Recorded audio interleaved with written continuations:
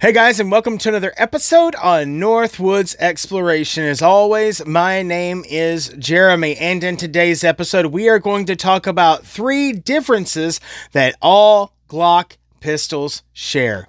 Let's get to it, guys.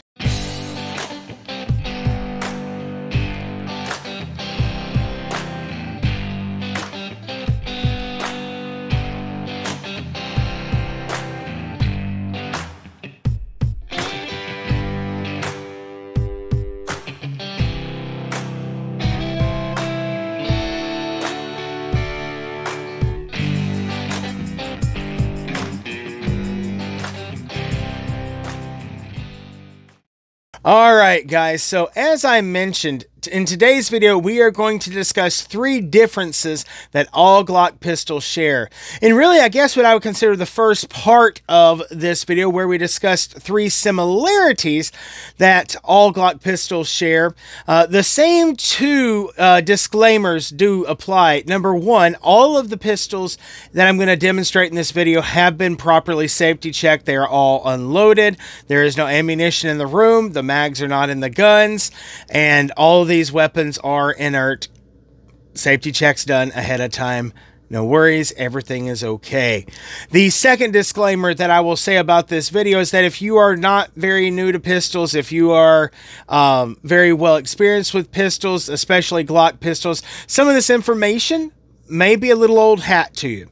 But as I always say, we can always learn from each other, so stick around. You might pick up a tidbit here or two anyway. So, with that out of the way, the number one difference that all Glock pistols share is that they come in 5 different generations. Glock pistols come in 5 different generations, and I'll explain to you what I mean. So, my Glock 19 is a Generation 3. This is a Generation 3. Let me grab the right one. Grab my 17. All right, so this is a Glock 19. This is a Generation 3. Now, we're not going to get into all the meat and potatoes of the trigger and those type adjustments. We're mostly speaking of the aesthetics and ergonomics of these different generations. I do not own a Generation 1 or a Generation 2, but I do own Generations 3 through 5. So, with that out of the way, so with this Generation 3, there are a few things that you can see. First thing that's very noticeable are these grooves on the grip, these finger grooves on the grip.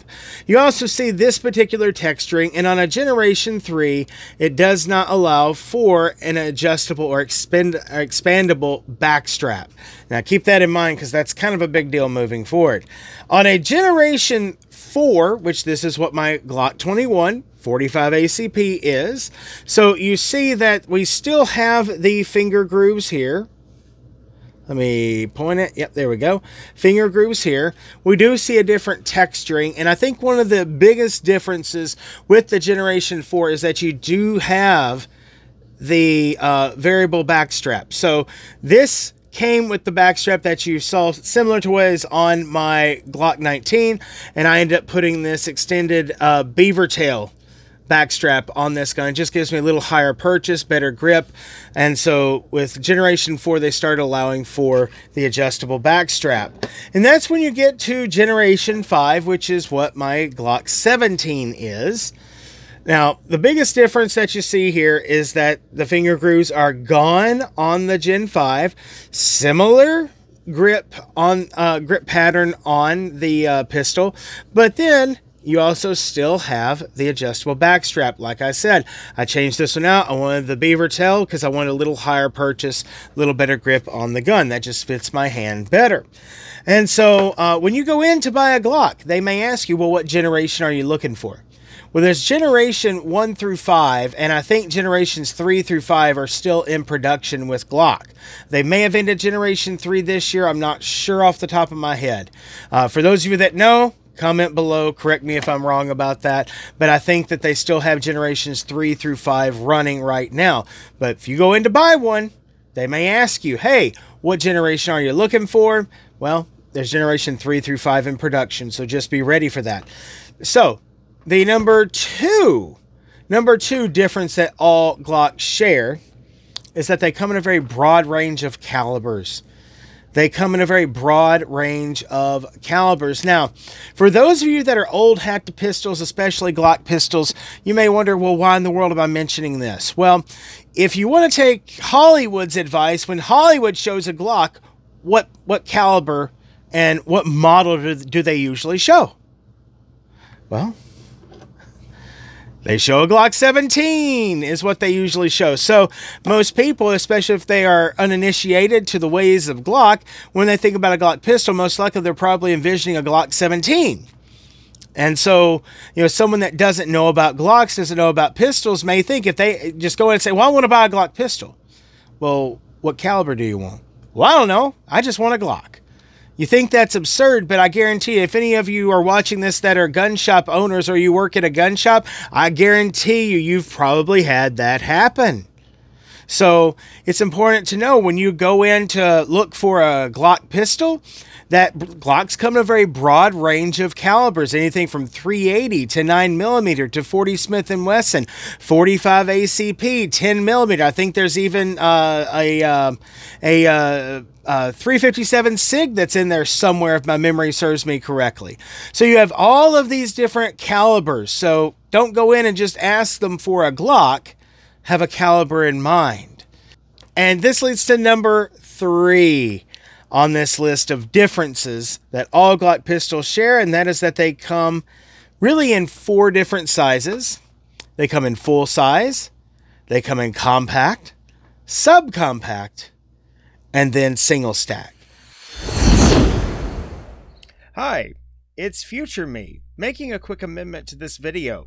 I understand that there is a competition long slide as well as a crossover size for these Glocks. However, when you walk into most gun stores, you're not going to see these.